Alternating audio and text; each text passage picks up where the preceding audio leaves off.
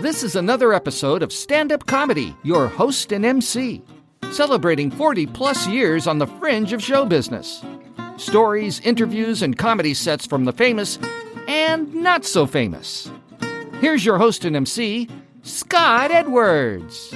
Hi, and welcome to this week's show. Before we get started with a great interview and set from a terrific comedian, I just want to remind everybody, if you have any comments or requests, you can reach me at laughshistory@gmail.com.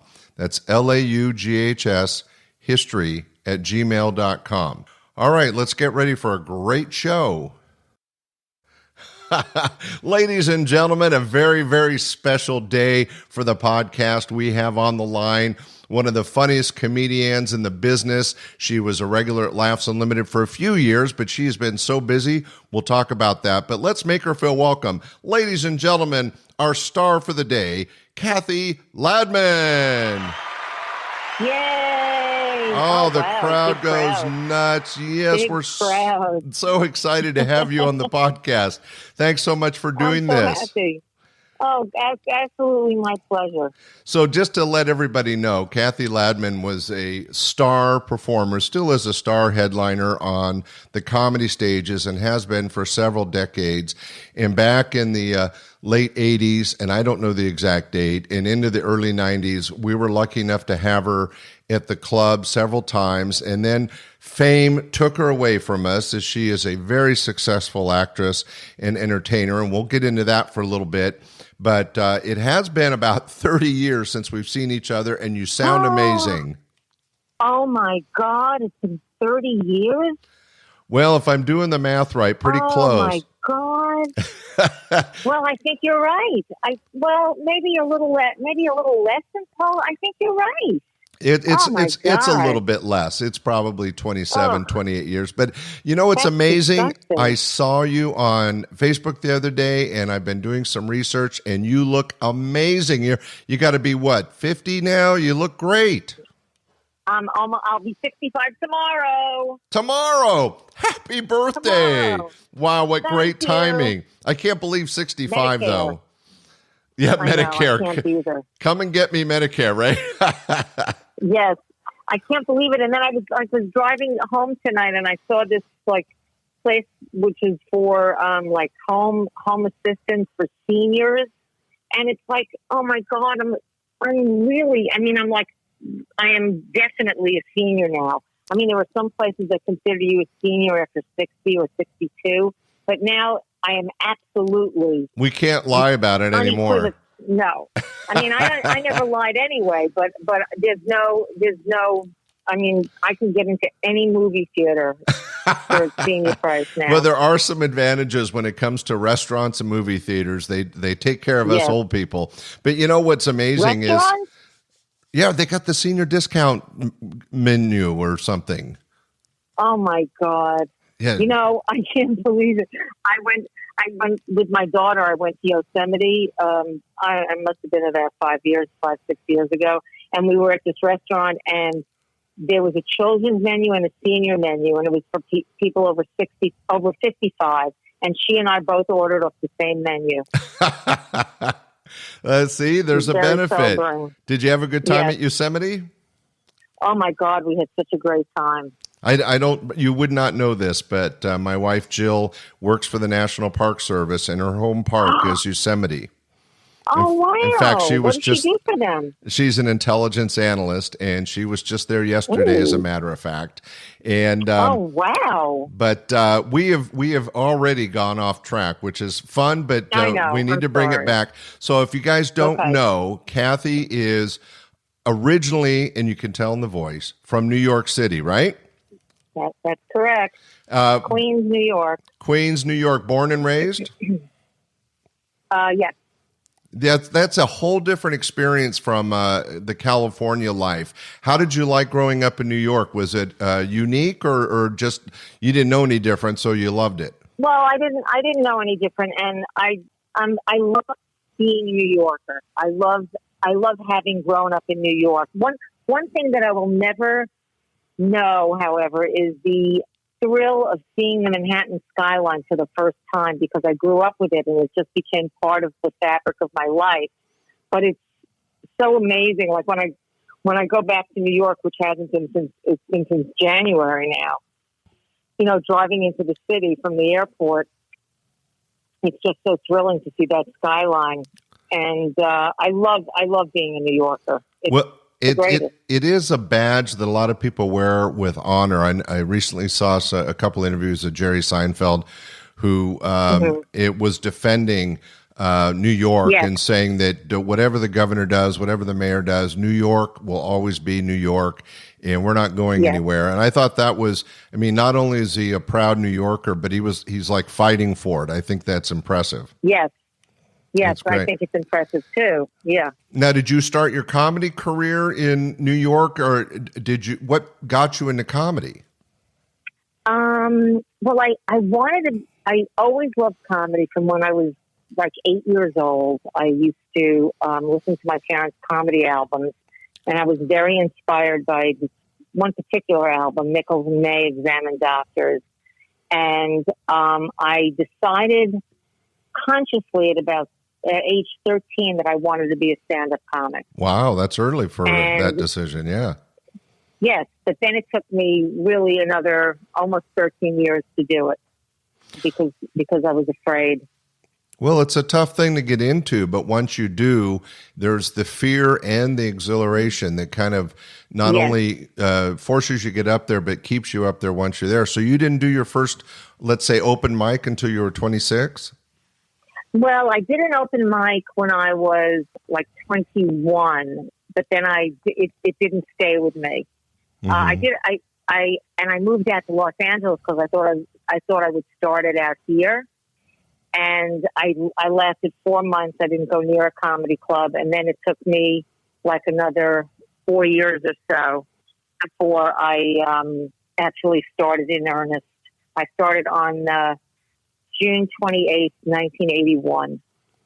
Wow. Well, I should explain to the audience that I'm not aware of this because when you came to Laughs Unlimited, you were really already an established act. Do you remember your first time in Sacramento? I can't remember my first time, but I can tell you I got my one and only standing ovation at Laughs Unlimited. Well, we have great audiences here, and I'm not surprised. Yes. What does surprise me that was your one and only. I mean, you're a very, very funny lady. Well, thank you.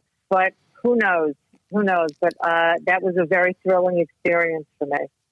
Well, going back to your roots, so you started off kind of open mic here and there, and then a little bit of work in L.A. What club did you decide to make your home club? Was it the Improv, the Store? What did you kind of develop? Well, at the time, I was living with Steve Middleman. He was my boyfriend, and whom I'm dated sure you Steve? know, right? We were together for 3.5 years. Oh, wow. He's a funny man, too. He's very funny, and we're still very good friends.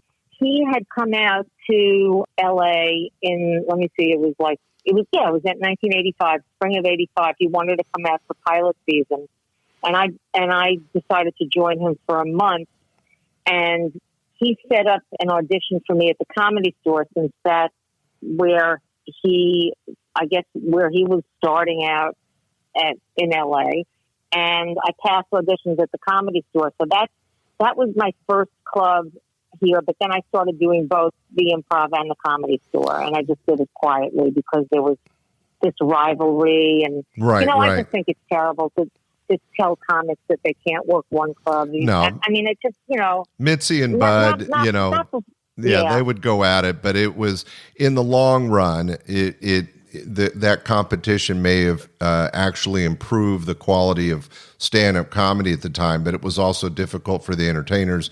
Like you said, you wanted to work both rooms, and there were others in the area. And you, at the same time, you didn't want to piss off Mitzi. Mitzi was the most on edge, I think. But there was a lot of clubs, and you just wanted to make sure. Yeah, but was he? Bud was too. I remember one time Bud was. Excuse me. I was working. I used to work in Vegas at the Comedy Store at the Dunes Hotel, and I never worked the Improv in Vegas. At the time, the Improv in Vegas was at the Riviera, and you had to do 21 shows a week, 3 shows a night, every single night. Wow. There were short shows, but it's like it's crazy. And one time I was working for Bud in Atlantic City, and he was there, and we were talking, and he said, "Yes, so you work the other room," and he was kind of doing a dig at me, and I said, "Hey, Bud, I'm just trying to make a living." It's not. I don't think they should use performers to get back at each other like that.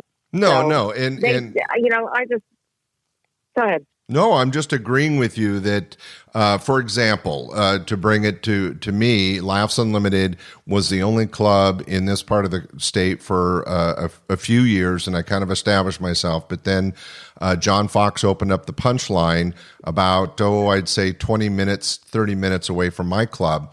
And it's both clubs are still operating. But I took a different approach. Instead of competing, I would call up the booker and say, "Look, this is who I have coming in. I want to make sure we don't step on each other's dates." And we actually worked cooperatively to make sure. That's so great. Yeah, we wanted to make sure that if Slayton was working over there, I wasn't going to bring him in early and try to kill their excitement for the act. And we never had a combative situation, but I'm sure that's somewhat unique. Yeah, and I mean, look, when you start to work clubs like in Vegas or those kind of cities, they would say that you couldn't work another room with, and it was a certain period of time. It was like a 3-month period of time or something, and that's understandable because they didn't want you to dilute the business from the week that you had at their club. They just wanted to keep it kind of separate, and that's understandable. Yeah, and that's what we did, a 2 or 3 month break between acts, and we were able to share acts like Will Durst and Bobby Slayton using that kind of format. But it was also interesting that each club kind of had its own pool of entertainers. There were people that worked for me that never worked for the Punchline and vice versa. So it goes a lot of different ways. But you got a good start at the store. Mitzi is certainly somebody that can make a star out of somebody. I know that you went on to do a lot of TV, and I'm still jumping ahead because really when we started booking you, you were already, and this is only 4 or 5 years after this work at the Comedy Store, so you were already an established headliner. I don't remember featuring you. I think you came in as a headliner. I started headlining. I mean, look, this was the 80s, so you could really move up if you had the time and the material, right? You could move up pretty quickly because there were so many places to work. I first headlined in Canada. It was my very first headlining gig in Winnipeg, and I actually got a nice bit out of that about my Centerpiece Canadian bit. I got from that gig. That was 1986. And that was scary. I remember that first time. Oh my God, I was going to have to be on stage for 45 minutes. And then I just started headlining around the country. And, it's been ages since I've had that kind of stage time that I used to get when I was working the road. I was doing 20 to 25 shows a month. Yeah, and it is different. And once you reach a certain level as an entertainer, when you're on the road, which is a different beast from television and other things, you have, a qualified headliner should be doing 45 minutes minimum, except for Denny Johnston, who did 37 minutes and 50 seconds every night. But I mean, most headliners, and then some would, we had Jay Leno do an hour and a half and Dana Carvey do an hour 10, it just depends. But it is true that when you get to showcase clubs like the Store, the Improv, where there's so many acts, it was a big deal to get a 20-minute set. I mean, other than Robin Williams, I don't know anybody that could go up on stage and do as much time as they wanted ever.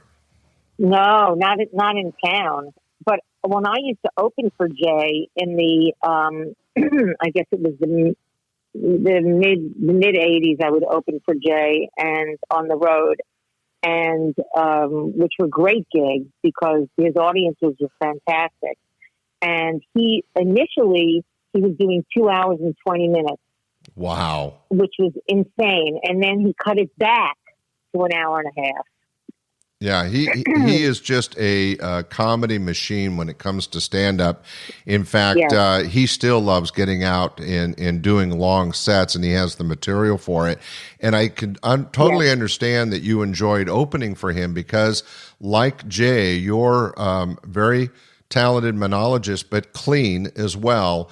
And I think the two of you would be a terrific team on stage. Kind of a copacetic relationship. Yeah, that's a better term. Complementary to each other. Yes, not that we would pay each other compliments. A different kind of complimentary. Although we did pay each other compliments. But I remember this one time I was opening for Jay south of Chicago, and it was like Labor Day weekend or something, and there was such horrible traffic. I was stuck in traffic. I ended up getting to the theater like 15 minutes or 20 minutes before I was supposed to get on stage. And I was, I was grimy from traveling, and I tried to I had a shower in my dressing room, and I opened the shower curtain. I'm in a towel, and I'm getting ready, and I open the shower curtain, and there's like no handle to turn on the water. And it was just like a pipe stem sticking out. And I'm like going around backstage saying, does anyone have a needle nose pliers? And of course nobody had anything. And so I ended up just going on stage like dirty and just putting on my stage clothes. And I had one of the best shows I ever had because my defenses were so down. I just, not everything was going my way, and I just had to roll with it. And it was just such a great audience. My God. Well, just the best. And I think that goes to the art form of comedy is that a lot of times it is affected by the atmosphere or the situation that's going on, and how you use that really makes or breaks your comedy show. And it sounds like in this situation, going through all that anxiety and stress just to get to the stage, that when you got to the stage, you went, okay, here we go. Yes, I know how to do this. Oh, that's so great. It was. Well, we were really lucky to have you work for us, as I said, met several times. It was 89, 90, and into about 92 or 3. Then you just took off with acting, which I want to ask you about. But before we get to that, the times that you were at Laughs Unlimited, I don't know what you recall. I got to tell you that you were one of the favorites for my staff. I know that Jill and Lynn said that you guys all went to a movie together and saw Sister Act, and they they used to sit and wait for certain bits on your set. Jill particularly remembers you having kind of a mockery bit about you unfolding a roadmap. By the way, anybody? Oh yes, my father. It had to do with the way to torture my father. That you would fold a roadmap in front of him. You would fold a roadmap incorrectly. And it's so funny that you bring that up because I'll tell you about this if we get to this, that I'm in the middle of rehearsing a solo show that I'm going to be doing, which I was supposed to be doing actually now in New York. That I actually tell that bit in the show because I'm talking about my father in the show, and I use that to illustrate what he's like. Well, your material... that's one of my favorites. Yeah, your material, though, came from you. It wasn't like Seinfeld's very observational. His comments, his comedy comes from everyday stuff, but then there's other entertainers, and you fall into this category where you're taking life's experiences. You took a situation where, by the way, those of you that are under 30, a paper map was something you had to fold and unfold to see where you're going. That's right. Before GPS. That's right. And it was a nightmare to try to refold those, but to do it just to torture your father. Also, I guess he was had some patience problem with the microwave. Yes, that's right. He was an accountant. He was very anal retentive, as I say in that bit. And he would stand in front of a microwave and go, "Come on, it's been 10 seconds. I don't have all minutes." It's so funny because these technologies, which everybody listening to this podcast thinks of, well, we've had microwaves and GPS forever. But if you go back enough years, there were it was paper maps and no microwaves. And when they came along, it was a big deal, right? Yes. I remember having to pull over to check a map for directions, Yeah, it was a very different. I mean, I was talking to my husband about like having my first cell phone, and I had 20 minutes a month. That was my plan. 20 minutes a month, and it was so expensive. Oh. It was so expensive. And then when I would get, if I had to be on the phone, it was like, oh, come on, hurry up. We got to get off the phone. I don't have enough time. Well, you want to hear crazy I was. I had the club when cell phones came out, and I actually had a phone installed in my car.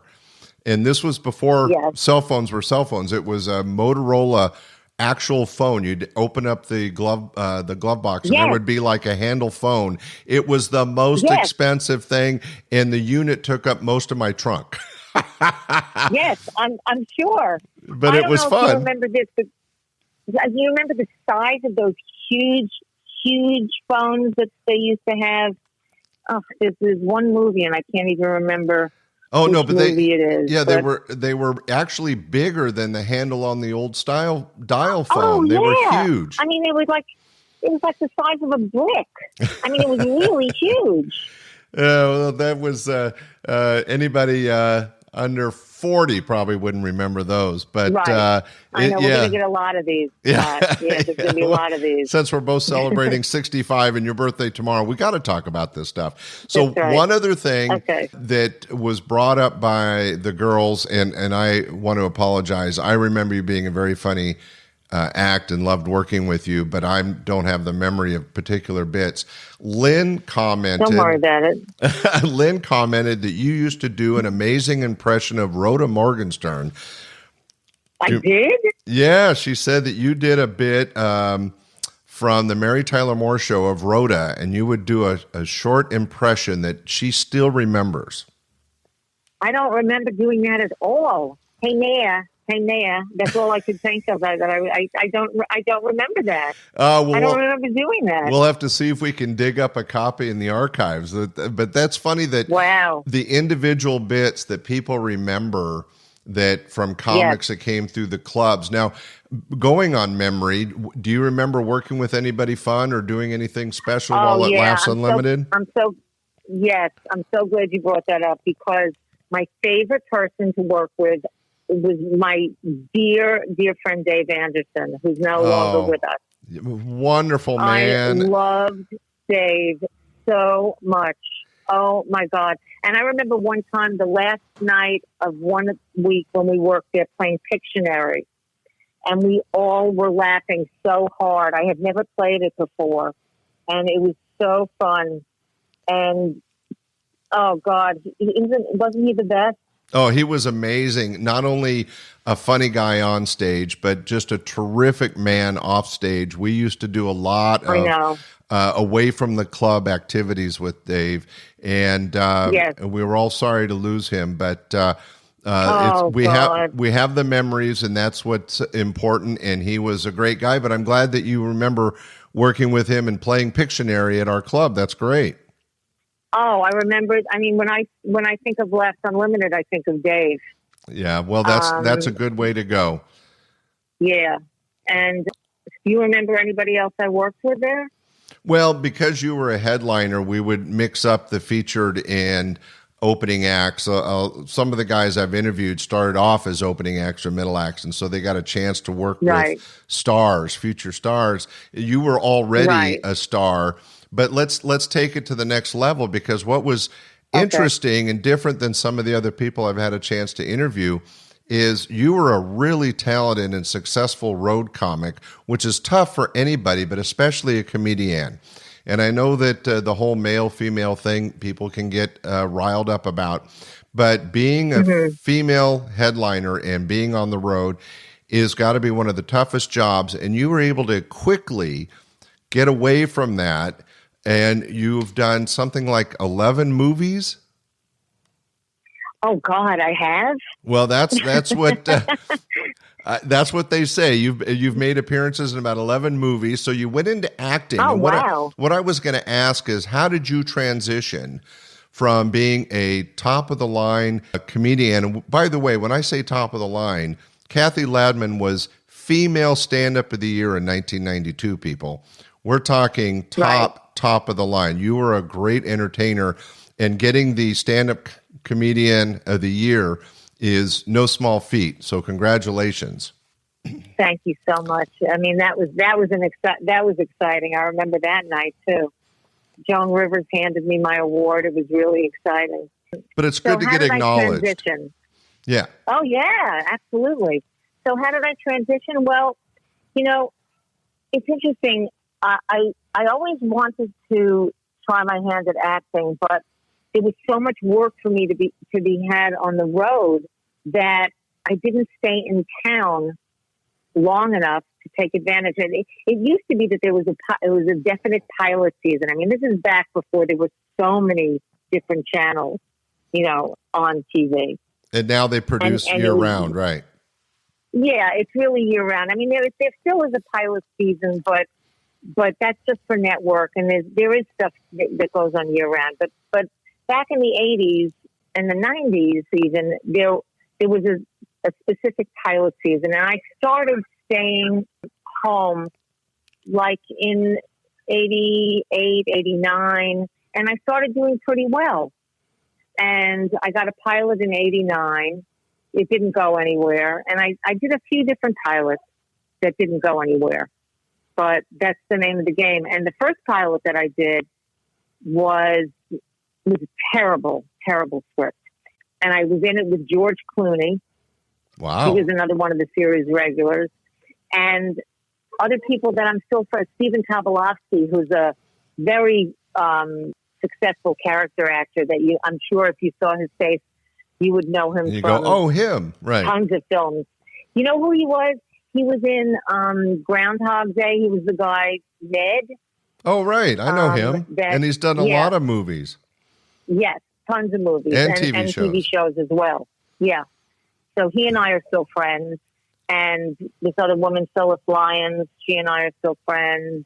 Dee Dee Rescher, she and I were in that together. So, I mean, that's a long time ago. And then in subsequent years, I got to do other pilots as well. And I just loved acting. It was really, really just fun. You seem to take different skill set. It seemed like you took to it naturally. One of my favorites was that you were in the movie My Fellow Americans. And yes, that's one great. that not a movie that is considered, probably not even the top 50 funny movies, but it's one of my favorites. But you did many walk-ons on many movies. I just think to be able to transition from the stand-up stage to television to movies must have been exciting. It was one of the most thrilling things that I was able to experience was, Mike Nichols and Elaine May were my heroes when I was growing up, and I got to do 2 Mike Nichols films. Wow. Which was amazing. Yeah, that's amazing. incredible. And I even got to do a bit with him. I got to do one of his bits with him. Elaine May, Mike Nichols bit with him while I was on the set of one of the movies, and it was like crazy exciting. Oh, that is so cool. See, that's an experience nobody can top. So I kind of skipped over television, and I didn't mean to, but the movies are really exciting. Okay. But on TV, I mean, you were on an HBO special. You did like 9 Tonight shows. That's got to be near a record. Yes. I wanted to ask you. No, nowhere near a record. Near a record. There are people who've done 30, 40. Well, still, 9's pretty damn good, Cathy. You did great. It's good. It is good. But you were also a regular on the Craig Ferguson show. Was curious what it was like working with him. I always really loved him. I thought he was a real unique talent and could go off script easily, could really speak from his heart and from the top of his mind. And I was always very impressed with him. And one of the most exciting things that I did on his show was, in fact, it was I don't know if it was maybe it was the last time I did his show, was I decided that I'd been developing this show that I'm finally in rehearsals for right now for years. I mean, I've been on and off with this show, and it's about my eating disorder. And I did a set on a show about being anorexic, and it was really an amazing, it was a life-changing experience to be able to talk about that on national television, and then to sit down and talk with him about addiction, because he's an alcoholic. Right. So well, drugs and alcohol. He did it all. Talk about that. Yeah. Yeah. One of the things I respect and like about Craig is that, and I've read his book. I don't know him personally, of course, but I've read his book and I've watched his shows, and I thought it was always interesting how he was a dual personality. In 1 minute, he could be a total wackadoodle comic and be as funny as anything. And the next minute, he's sincere, he's serious. And for example, in his book, his love for this country and his patriotism, it's such an interesting balance for somebody that's on TV every night to have that in their back pocket, to be able to go both ways. Right. It's true. Was his book called American on Purpose? I have it. Or am I think of? It's on my bookcase about 20 feet from me, but I can't see it. Oh, okay. But it was a good book. If you want to get 65. If you want to pick up his book, it's a really good read, and he's an interesting man. How many Ferguson shows did you do? I think I did 5. I think. So 9 Tonight shows. Sally. 5 Peter Sally was his executive producer, and Peter was the producer on the Tonight Show. That's where I met Peter, and there was such great people working into. I mean, I have to say, I really miss those days of doing late night TV. I really do, and I never got to do Letterman, and I really regret that. I wish I had had that opportunity. Well, you did a great job being on the Tonight Show and the Ferguson Show, especially if you were asked to do the Tonight Show. You were part of the big anniversary show. Yes, I got to do a couple of those. I was on a couple of those. That's a real honor to be invited back for those, because they don't just pick anybody. Yes, definitely. That was a huge honor. Huge honor. Yeah, and well, you're funny. That makes a difference too. It does make a difference. I mean, you're a nice gal, but you're funny. Oh, you know what I remember, which is so sobering to remember this. The first time I did the Tonight Show with Johnny Carson, I went over to the couch after I did my set, and it must have been 1989, because he said to me, he asked me, he says, "You're very funny." He said, "How long have you been doing this?" And I said, 8 long years. I thought that was a long time back then. Yeah, and really for somebody to... And now it's been 39 years now. Oh, you've had an amazing career, but to realize that 8 years, because the first 8 are the hard ones. After that, it gets easy. No, it doesn't. No, I know. I'm joking. Now, you did also a lot of walk-ons. I mean, Modern Family, several shows, crime shows, courtroom shows. You did a lot of TV work in and around the movies. So you ended up being a very busy actress in the sense of doing all these spots. Did you miss doing more stand-up, or did the stand-up really set you up for the TV shows? Did you enjoy those more? I mean, I really like both, but I tell you, I got tired of doing the road, because, I never made it to the point in my career where I was filling rooms. And that is hard after a while. You want to perform for people who want to come to see you. And I never got to that point, because I left the road and I was doing more acting at that point. Right. And I think that's kind of what happened with Laughs, because we always had full crowds. but we weren't. Right. We didn't use you in any the big concerts we did, not because you weren't funny, but because you did transition and you were spending more time in LA doing TV and movies. But I'm sure that the money you made and the fact that you didn't have to be on the road had a lot of benefits.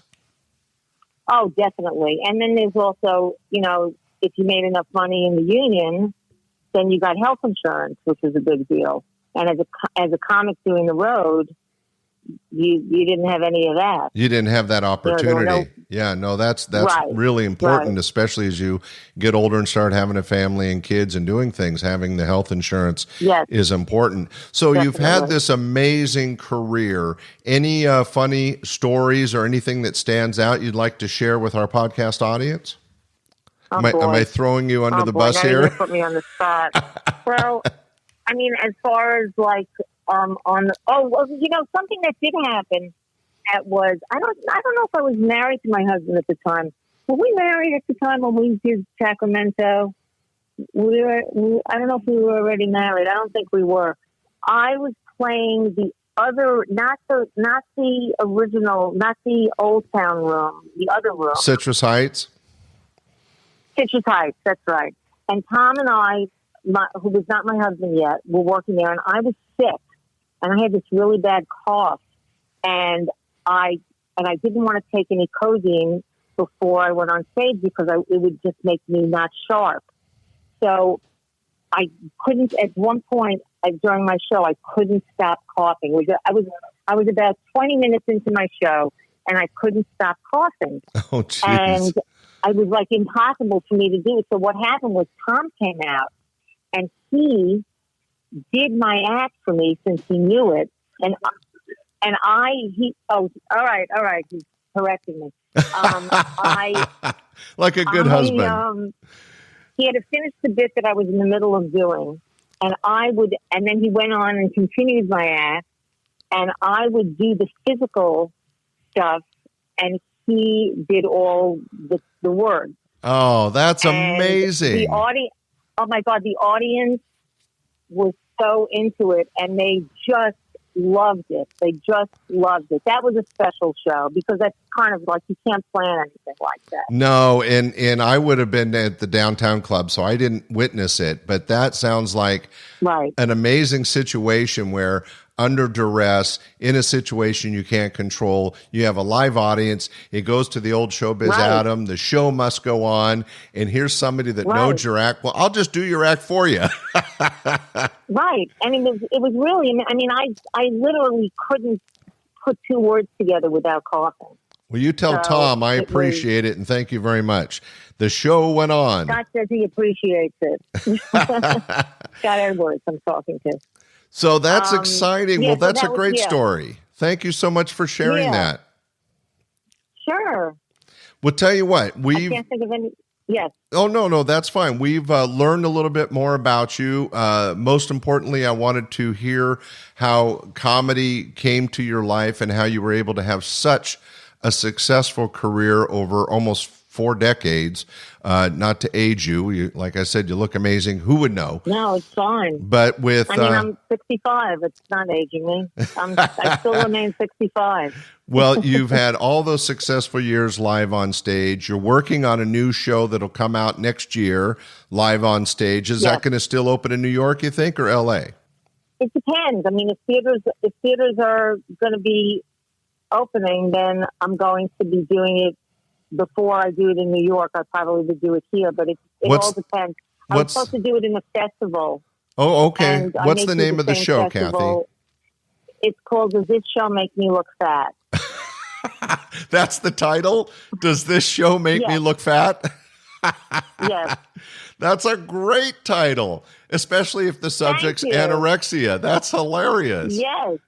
Oh, thank you. I think people will get that and laugh just seeing the title. Well, that's genius. Yes, and thank you so much. And the show is it's not obviously not all funny because it's a serious subject, but it's it's really, genuine, authentic, from the heart stories about my life and how I got there and how I became, entered recovery. But I think what's going to make it warm is that with your personality and your creative writing talents, you're going to be able to come across on a serious subject in a fashion that makes it entertaining as well. You know, you're going to be able to mix. Well, thank you, Scott. Well, I just know you and I know your act. And speaking of that, Thank you. No coughing allowed. I have queued up a terrific set that we're going to share of you from 1992. And we're going to let the audience hear your entertainment. But I wanted to say thanks for doing the podcast. Thanks for doing the interview. It's been terrific catching up. And again, thank you. Same here. And I'm sure the podcast audience enjoyed your stories and your history in a terrific art form like stand-up and comedy, and being able to transition, which many people try and not many people succeed at, going from the stand-up stage to TV to movies and building the career you have, including, you know, Female Stand-Up Comic of the Year. I mean, you've had so many accolades, well-deserved, and we appreciate your years you worked at Laughs. Thank you. Thank you, Scott. That's very sweet. It makes me feel great. Thanks a lot. All right. Well, ladies and gentlemen, here's coming up a really terrific comedy set from the star of our interview. Let's all hear it from Cathy Ladman. Thanks, Cathy, for doing the interview. My pleasure. Thanks, Scott. Oh, you're a great audience. Wow. Ooh, wow. Oh, you're great. Wow. Yeah, you're great.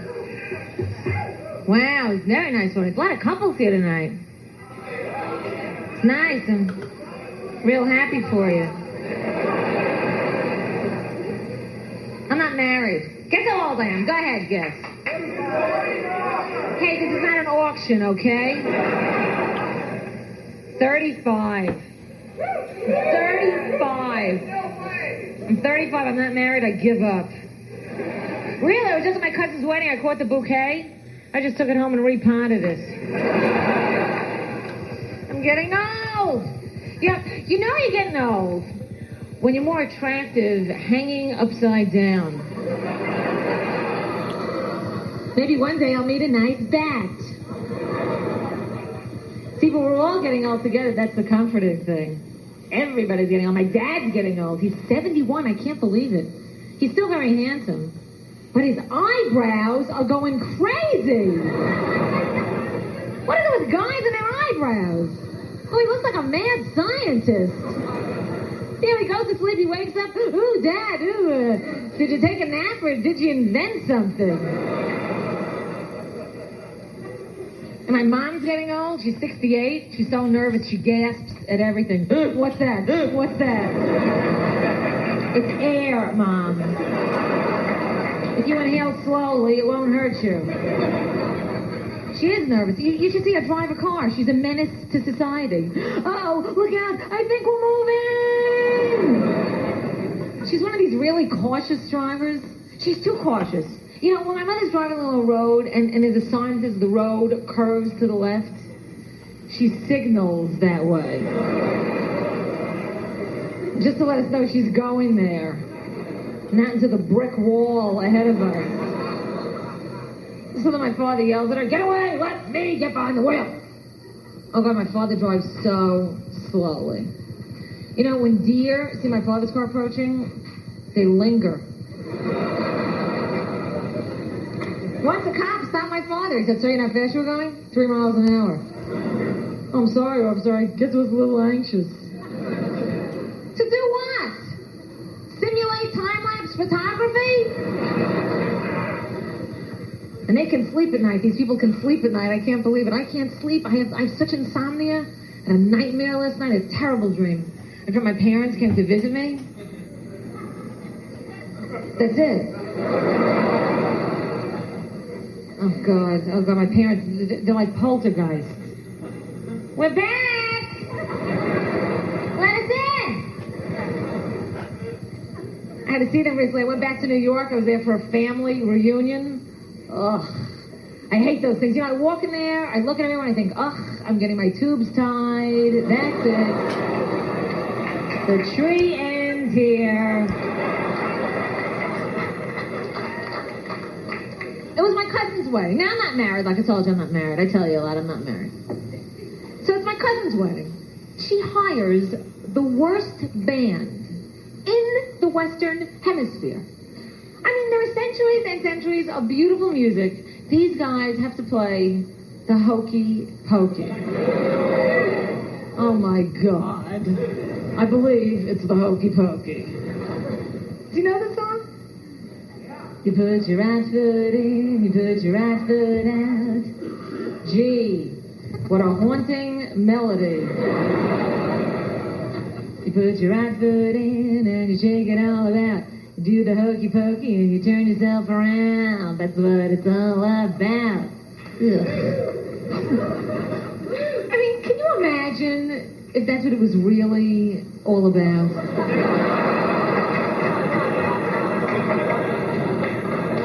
I mean, you work hard your whole life. You die, you go to heaven, you check in. You mean it was just the hokey pokey the whole time?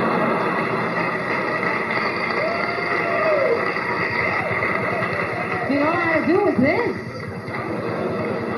I could have called in sick. So everybody's there at this wedding. My mother's there. A typical Jewish mother. Really, one time my mother was on jury duty. They sent her home. She insisted she was guilty. And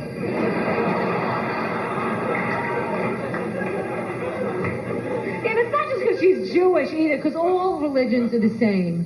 And religion is basically guilt with different holidays.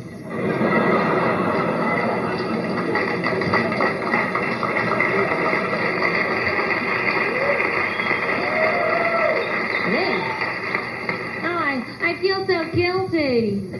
Well, let's eat. I love food. You know what my favorite food is? Pez. Remember the Pez, the candy Pez, you know? Those little cartoon characters with tracheotomies? Is it advertising candy out of the neck? Isn't that nice? So anyway, so my mother's there. You know, my mother has to talk to me like every damn second. I don't know why. You know, my mother has this way of talking sometimes when she wants to be inconspicuous. You know, she doesn't want anyone around us to hear her. She talks out of the side of her mouth. She thinks nobody notices her. She goes, girls, there's an ant following us, there's an ant following us. Gee, I hope he's a speech therapist. And my dad is a CPA, and like every CPA I know, he's the most fastidious, meticulous, anal retentive person. He is so impatient. You know, my father's the kind of guy who stands in front of a microwave and goes, come on! It's been 10 seconds. I don't have all minute. Really, if you ever meet my dad and you want to torture him, and you will, this is what you do. You time him against the wall like this, with his arms in his legs like this. Make him stare straight ahead. And then right in front of him, you refold a road map incorrectly. He just switches a little bit and then he passes out. It's fun to watch, it is. Oh, he's got big problems. The man is insane. When I was a teenager, he was so grouchy and cheap. You know, he used to come home from work. I'm a troll. Give me that junk mail. They all want money from me. I hate him. Hey, every light in this house is burning. Don't give me that it's nighttime excuse.